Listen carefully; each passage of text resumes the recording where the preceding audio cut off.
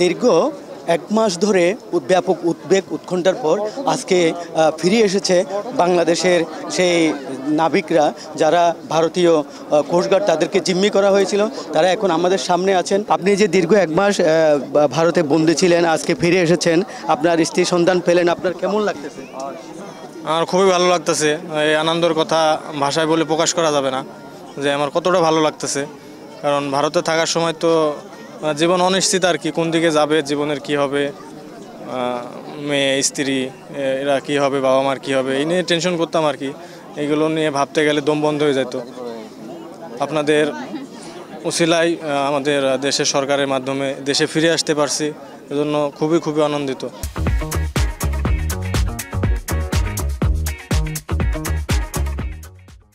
আপনি কোন জাহাজের এবং কি কাজ করছেন? আমি FB Laila 2 chief engineer Mohammad Rasel Rana. তো আপনাদেরকে কীভাবে অপহরণ করা হয়েছিল? আমরা বাংলাদেশ বর্ডার লাইনের ভিতরে ফিশিং করতেছিলাম সকাল 8টার দিকে আর কি। যখন সকাল 8টা ছিল তখন ইন্ডিয়ান কোস্টগার্ড আর কি আমাদের ডেকে বলতেছে আপনারা দাঁড়ান, আপনাদের প্রাথমিক চেক করা হবে, যদি না দাঁড়ান তাহলে আপনাদের ফায়ার করা হবে। তো ফায়ারের কথা বলার পরে আর কি আমাদের ক্যাপ্টেন স্ট্যান্ড বাই দিয়ে প্রসিডিওর মেনটেন করে জাহাজ থামাইছে। এরপর ইন্ডিয়ান কোস্টগার্ড থেকে আসছে, তারা প্রাথমিক চেক করে কোনো কিছুই পায় না, আমাদের কাগজপত্র সব কিছু আপডেট ছিল। এরপরে প্রাথমিক চেক করে পরে বলছে ঠিক আছে আপনারা চলে যান, যে বাংলাদেশের বলছে আপনারা চলে যান। পরে আমরা আবার ওই বাংলাদেশ বর্ডার লাইন থেকে আরও 8-10 নটিক্যাল মাইল ভিতরে এসে আবার ফিশিং শুরু করছি। এরপরে আবার তারা আমাদেরকে আবার ডাকছে, ডেকে বলতেছে যে তাদের কোনো একজনের মোবাইল ফোন নাকি ফেলে গেছে আমাদের জাহাজে, তারা আবার চেক করবে। তো আপনারা আবার আসেন, কোনো সমস্যা না, আমরা শুধু চেক করে আবার ছেড়ে দেবো। তো আমরা আবার গেছি। পরে তারা জাহাজে অন্য একটা টিম আসছে, প্রথমে যে টিম আসছিল সেই টিম আসে না, অন্য একটা টিম এসে জাহাজে উঠে তারা বলছে আপনারা 270-তে চালায় তারা আমাদের Orissa Paradip coast guard base যে বন্দরে নিয়ে গেছিল আর কি।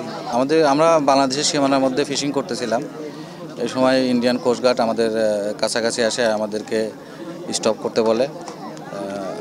আমরা তাদের কথা মতো আমরা আমাদের ইঞ্জিন স্টপ করি, আমাদের জাল টাল এগুলো সব সিকিউর করি। এরপরে ওনারা বলে যে আমাদের জাহাজে ওনারা আসবে, আমাদের জাহাজে ওনারা চেক করবে।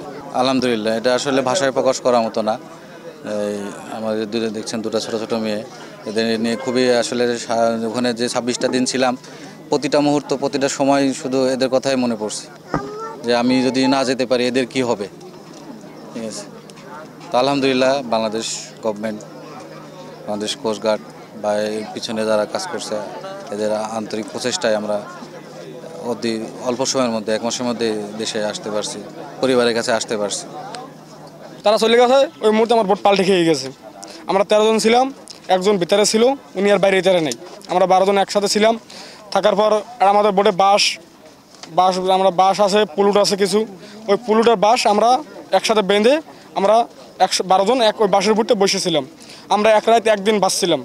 আমাদের বাসার পর আমরা কোথায় গেছি আমরা বলতে পারি না।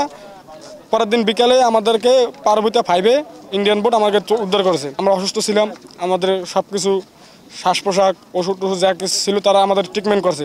রাখার পর ওনারা আমাদের বাংলার কোস্টগার্ডের সাথে আলাপ করছে। আমার বাংলা কোস্টগার্ড ওদের খারাপের জন্য আমাদেরকে আনতে পারে নাই। সেপ্টেম্বর মাসের 11 তারিখ আমাদের উদ্ধার করেছে। পরে নেওয়ার পরে আমাকে পাথরপ্রতিমে থানায় দিছে আমাদের 12 জনকে। দেওয়ার পর ওই থেকে আমাদেরকে কাকদ্বীপের কোর্টে দিছে, কোর্ট থেকে ডায়মন্ড হারবার জেলে দিছে আমাদেরকে। ওই জায়গায় আমরা 3 মাস 20 দিন ছিলাম। শরীফ মিয়া, জি, বাড়ি রাঙ্গাবালি থানা। সমুদ্র সীমানার মধ্যেই ছিলাম, খুলনার হিরন পয়েন্টের মধ্যে।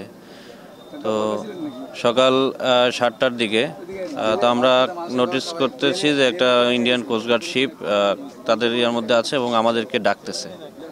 যেহেতু আমরা বর্ডারের মধ্যে ছিলাম, তো যে কোনো দেশের কোস্টগার্ড বা নেভি শিপ যদি ডাকে সেক্ষেত্রে রেসপন্স করতে হয়।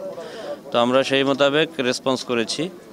রেসপন্স করার পরে তারা আমাদের জাহাজ চেক করার কথা বলে যে আপনাদের জাহাজ একটু সার্চ করে আমরা দেখতে চাই যে আপনারা। তো আমরা বলে আমরা তো আমাদের সীমানার মধ্যেই আছি। তো তারা সেটা শোনে না। পরে তারা বলে যে আপনারা যদি আমাদের কথা না শোনেন তাহলে আমরা অ্যাকশনে যেতে বাধ্য হব। তো পরে আমরা আমাদের জাহাজ স্ট্যান্ড বাই করলাম। স্ট্যান্ড বাই করার পরে তারা আমাদের জাহাজে, ওই কোস্টগার্ড শিপের 5 জন সদস্য আমাদের জাহাজে আসে, একজন ক্যাপ্টেন সহ। আসার পরে তারা আমাদের জাহাজ চেক করে। এমবি মেঘনা 5 ছিল আমাদের পুলিশ হচ্ছে ভোলা জেলার। তো হচ্ছে ওনারা যখন আমাদের মানে আমরা যখন ইন্ডিয়া ছিলাম আর কি পারাদ্বীপে, তখন আমাদের বাপ মা যে আমাদের মানে ইনভেস্টিগেশন করতে আমরা জাতীয়তা বাংলাদেশি কিনা, তখন আমাদের বাসায় ডিবি গেছিলো, মানে ডিবি গেছে মতন আমি নাই, কিন্তু আমার আইডি কার্ডের জেলা ভোলা, উপজেলা চরপেশন, গ্রাম উমরপুর সব কিছু ডিটেলস একদমই অ্যাকুরেট। ওনারা যে বলে আমি নাই, পরে আমাকে জাহাজ আবার ফরেন আমাকে ক্যাপ্টেন বলে যে তোমাকে তো পাইতেছেন, আমাকে কেন স্যার পাবে না। পরবর্তীতে আমার বাপ মা গেল থানায়, ডিবির কাছে গেলো, এই যে আমার ছেলে তো এটা পলাশে তারা 3-4 বার থানায় নিছে আমার বাপ মাকে। পরবর্তীতে এক সময় টাকা দাবি করছে, কিন্তু আমার বাবা বলছে কেন টাকা দিব, আমার ছেলে আপনারা আরও আমাকে সহযোগিতা করবেন, আপনারা আমার থেকে টাকা নিচ্ছেন, এটা তো অন্যায় করছেন। আমরা স্টুডেন্ট, আমরা দুর্নীতি মুক্ত করলাম আর আমাদের থেকেই টাকা নেই, এটা কোনো কথা বলেন আপনারা? সাংবাদিক আপনারা যদি এটা না তোলেন তাহলে আর কে বলতে পারবে? পুলিশ দুর্নীতি করে, এটা এখন পর্যন্ত করে স্বাধীন দেশে। আমরা স্টুডেন্ট স্বাধীন করলাম, আমাদের দেশেই এটা হয়, এটা কোনো কথা? ঘরে আমি একজন, আমার বাবার বড় ছেলে, আমি পড়াশোনাও করি প্লাস আমি এখানে জব করি, আমাদের থেকে টাকা আছে, আমরা কি করব বলেন? আমার মোহাম্মদ রাহাত। কেন অপহরণ করা হয়েছিল ওইটা তো বলতে পারবো না, বাট হয়তো যেহেতু বিনিময় হয়েছে, হয়তো ওইটা একটা রিজন হতে পারে যে বিনিময়ের মাধ্যমে ওনাদের যেই 95 জন ছিল ওদেরকে হয়তো নিয়ে যাওয়ার জন্য হয়তো হয়েছে সেরকমই হতে পারে। এর চেয়ে বেশি কিছু তো বলতে পারবো না, কারণ এখন তো বিনিময়ের মাধ্যমে দুই দিকে ওদের 95 জন চলে গেছে, আমাদের 90 জন আলহামদুলিল্লাহ চলে আসছে। তো আমরা এতেই খুশি আলহামদুলিল্লাহ। আমার এফবি মেঘনা 5, আমার নাম মোহাম্মদ আব্দুল ওয়াহেদ, আমি ব্যবস্থাপনা পরিচালক। আমার নাম মিন্টু সাহা, আমাদের এফভি লাইলা 2 আমাদের জাহাজ।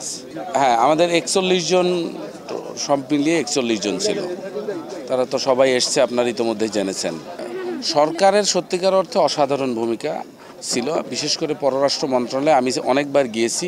বিশেষ করে কুইক আমাদের সামনেই ফোন টোন করে একেবারে ওই যে পটুয়াখালী এবং এর জাহাজ পিপিকে ফোন করা যে যত দ্রুত এটা রিলিজ করা যায়, এবং সেই সাথে কোস্টগার্ড সার্বক্ষণিক আমাদেরকে যোগাযোগ ছিল তাদের সঙ্গে।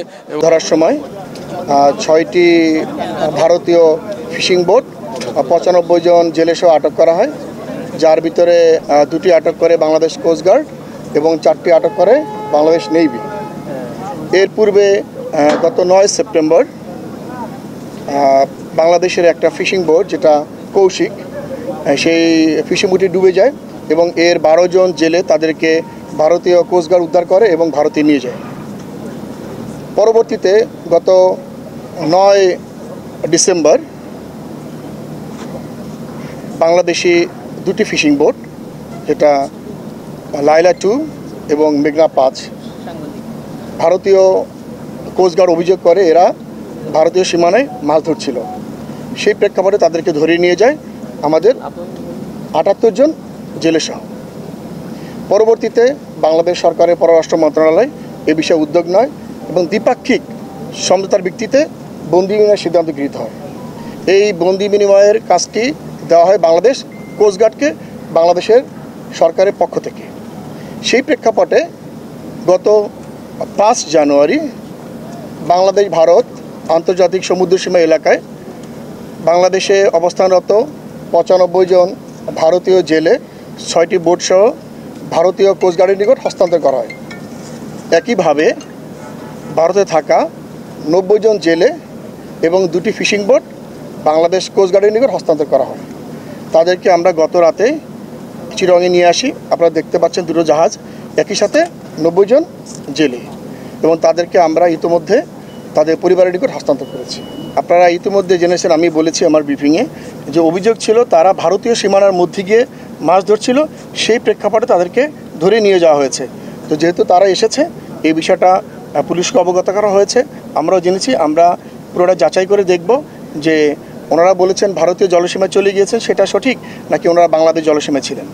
জোনাল কমান্ডার মহোদয় অলরেডি বলেছেন যে পররাষ্ট্র মন্ত্রণালয় একটা সার্বিক তত্ত্বাবধানের কাজ করেছে, বাট আমরা আসলে ধন্যবাদ দিতে চাই আমাদের সংশ্লিষ্ট যে মন্ত্রণালয়গুলি আছে, এর মধ্যে আপনার স্বরাষ্ট্র মন্ত্রণালয় আছে, নৌ পরিবহন মন্ত্রণালয় আছে, তারপর আপনার আইন মন্ত্রণালয় আছে, কোস্টগার্ড আছে, বিজিবি আছে, আরও অনেকগুলি মন্ত্রণালয় এবং প্রতিষ্ঠান আছে। আমি হয়তো সবার নাম এই মুহূর্তে বলতে পারছি না। তো সবার সম্মিলিত সমন্বয় এবং সহযোগিতায় আমরা এই কাজটি সফলভাবে সম্পন্ন করতে পেরেছি। আমি বাংলাদেশ সরকারের পক্ষ থেকে এবং পররাষ্ট্র মন্ত্রণালয়ের পক্ষ থেকে সংশ্লিষ্ট সবাইকে আন্তরিক ধন্যবাদ জানাই। Thank you sir.